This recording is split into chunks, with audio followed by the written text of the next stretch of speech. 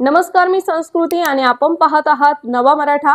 बदलत्या जीवनशैलीमुळे आणि चुकीच्या सवयींमुळे महिलांमध्ये अनेक आरोग्य समस्या वाढत आहेत।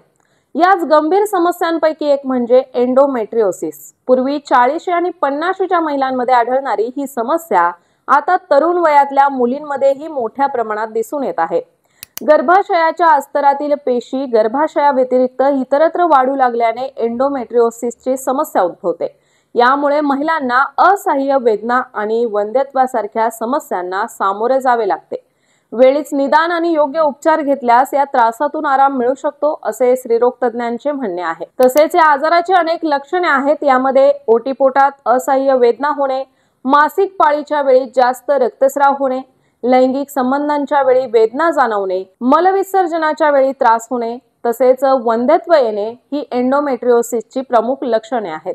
जर कोणत्याही महिलेला ही लक्षणे जाणवत असतील तर त्यांनी तातडीने स्त्रीरोग तज्ञांचा सल्ला घेणे आवश्यक आहे। अनेकदा महिला या वेदनांकडे दुर्लक्ष करतात किंवा घरगुती उपाय करतात, ज्यामुळे समस्या अधिक गंभीर होऊ शकते।